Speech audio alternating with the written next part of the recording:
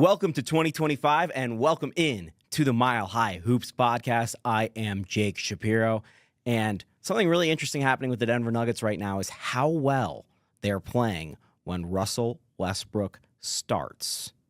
Is it something that they need to do long-term for the rest of the season? Start Russell Westbrook.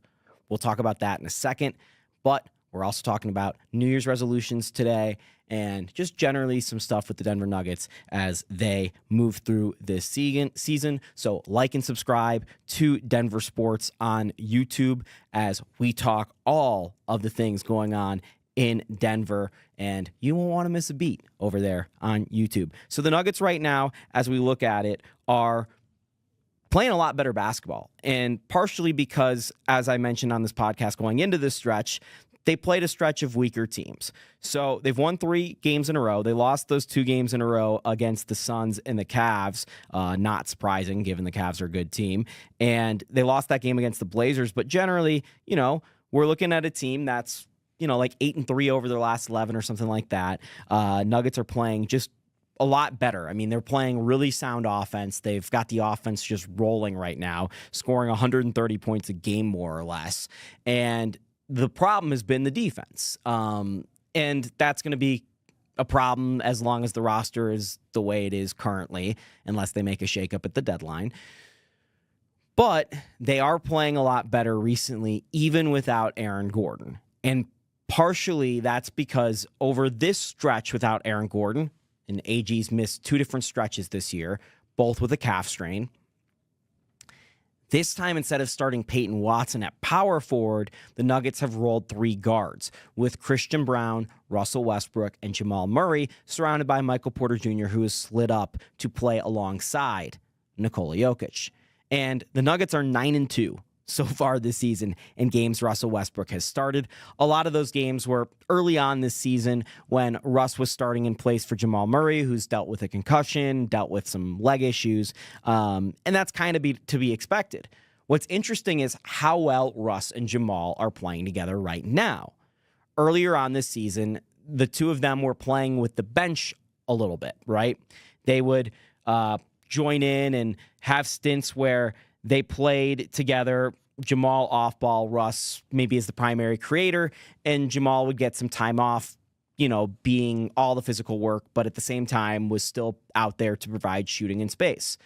And the Nuggets were running a 9-man rotation. Simply put, it did not work well for the Nuggets when Jamal and Russ were playing together with the bench unit. But it is working with the starting lineup. And it's working with this starting lineup. And I don't know if it would work when Aaron Gordon returns, because I don't know that Aaron instead of Christian works with this. And here's why, what I'm trying to explain. The current 5 the Nuggets are rolling out works because the elite passing skills of Nikola Jokic and Russell Westbrook. They're able to move the ball around in the front court, in the half court, so proficiently. And it makes up for a lot of the struggles the Nuggets have with shooting, which provides spacing, as we know, because they're able to make quick passes in tight windows. Christian Braun, as we've talked about recently on this podcast, has struggled to hit threes in the last month or so, right? And, he's still enough of a spacer because he's out there on the three-point line and looks like a threat a little bit, whereas a lot of people don't even pay Aaron Gordon that respect. So with Aaron Gordon eventually returning, people are going to say, well, should Christian Braun lose his starting spot? Should Russell Westbrook start alongside Jamal Murray? And my argument would be no. My argument right now is that Russ is making sense as a starter because of the way they're playing with the pace. Aaron Gordon does not provide that pace, and he certainly doesn't provide as much space as even Christian Braun, which is funny because Aaron Gordon shot a lot better from 3 this year than Christian Braun. But I tell you this as someone who watches a lot of NBA games, Christian is a little bit more respected from deep than Aaron. So for the interim, yes, Russell Westbrook definitely should continue to start. But I don't look at it as if everyone's healthy game one of the playoffs, Russell Westbrook should be starting over Christian Brown. And I just want to walk through some of the stuff that Russ has been doing.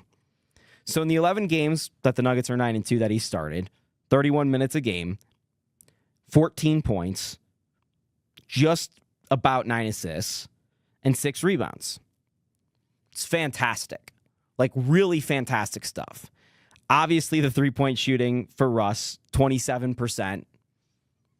Not that good, as to be expected. But you look at him in recent games and with Nikola Jokic and this chemistry that they're providing each other, and it makes sense that it's working, right? Because Russ is feeding Jokic. Russ is out there with the sole purpose of playing off Jokic, playing through Jokic. Whereas, maybe some other guys would come in here and try to have Jokic's passing work to their advantage to create open shots. No, Russ is turning it around and saying, I'm going to do what I do to make Jokic get open. And that's what I've noticed with Russ. And it's one of the things that I didn't really foresee coming into this season was just how much of a backseat Russ was going to be willing to take to Jokic, while at the same time, the things that Russ is known for in playing with a lot of pace, being aggressive, those things are still ringing true. And when Jamal and Russ are on the court together, the pace doesn't rise to the level that maybe you'd expect, right? It's about at Jamal's pace. When Russ is out there without Jamal, it's at Russ's pace. So that's an indication to you that Russ knows that he is not the primary or the secondary or maybe even the tertiary driver of this team, that he's a role player. And Russ is willing and has accepted this role. So this is a lot of Russ love, and he deserves it because the Nuggets are playing good basketball right now, in part thanks due to Russell Westbrook. I still have some problems with how this would look in a crunch time situation come playoff time. But through the regular season, Russ is helping the Nuggets through the doldrums. And that's what he was signed to do. And as they get through this stretch, that was 5 games and 7 nights. And, now they're going to face the Spurs on back-to-back nights. And then they've got another back-to-back against the Celtics and Clippers. And then they've got another one against the Mavericks and Rockets. Like, I'm looking at the schedule right now. 1, 2, 3, 4 different back-to-backs through February 1st. Nuggets, I think, have 17 games this month.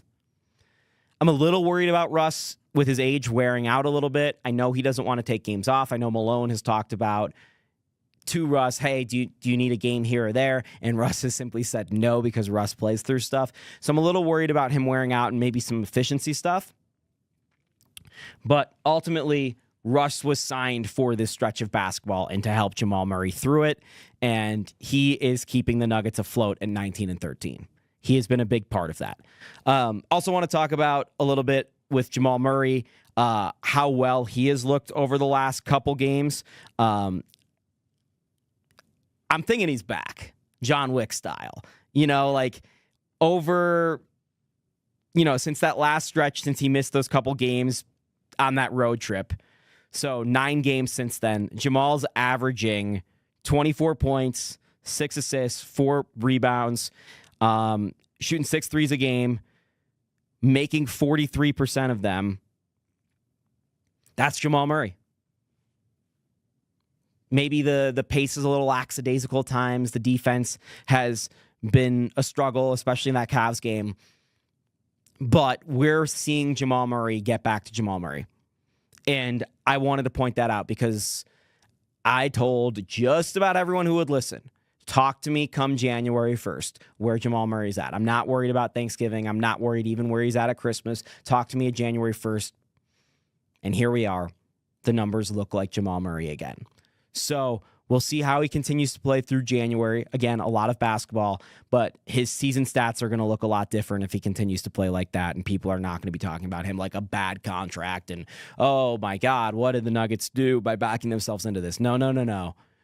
Jamal Murray is a great player, and he is showing again why he got paid that much and why people consider him a great player. I cannot not talk about Nikola Jokic, by the way, who had the 7th fastest triple-double in NBA history last night. He's on an absolute tear, playing maybe the best basketball of his career. The numbers have actually come down a little bit, which is funny because the numbers are absolutely absurd. Him and Shai Gilgeous-Alexander are co-favorites for the MVP. He is currently the leading vote getter in the Western Conference for the All-Star game. I never thought I'd say that about a Denver Nuggets player because of people just do not love the Denver Nuggets, and it doesn't escape this market much. But that's how much respect is being given to Nikola Jokic, which makes sense because he's a 3-time MVP. He is simply playing incredible basketball, and he is the most valuable player in the league right now. The Nuggets would not be anything without him. And the way he's playing every night just deserves a deep appreciation because it's so good. You just sit and laugh all the time at how good he is. So shout out Jokic. We'll talk more about that in the future. He's probably going to win January Player of the Month. That should be out by the time this podcast is out. I don't know while I'm talking about it if he has or hasn't, but I'm expecting him to. And then I got some New Year's resolutions for the Nuggets. Quickly.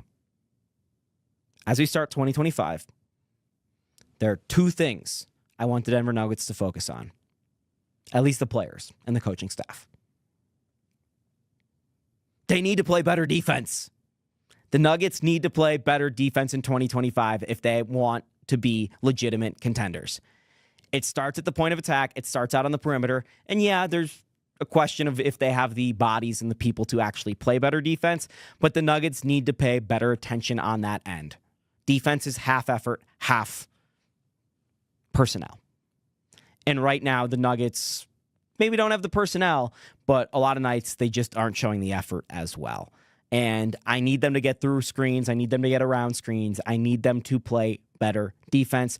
I need more from Christian Braun. I certainly need more from Peyton Watson. I think Julian Strother has taken a step up on the defensive end the last little bit. Russell Westbrook is obviously hustling, but maybe a little bit more attention, just generally not just on Russ, about who to close out to, who the shooters are on other teams. Stop fouling jump shooters. That's a subcategory of New Year's resolutions, but they need to stop fouling jump shooters. So play better defense as a whole. Nikola Jokic, you're part of this conversation as well. And part of that is that they've been very passive with how they've used Jokic early on this season and having him play a drop. Maybe a little bit more aggressive Jokic will play better defense. He's got a career high in steals right now, so I have hope. Secondarily, rebound the basketball. New Year's resolution. Please get more defensive rebounds. The Nuggets have struggled on the defensive rebounding glass all season long. Part of this is because Aaron Gordon's missed some serious time this year, and Michael Porter Jr. is the second biggest body a lot of times. The Nuggets don't really have a backup center, and certainly not one that rebounds, but they need to continue to focus on rebounding. They need to make a serious effort on that end.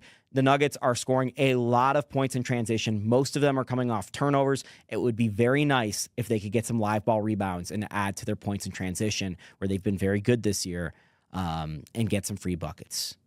Anyway, like and subscribe to Denver Sports on YouTube. I'm Jake Shapiro. This is the Mile High Hoops podcast.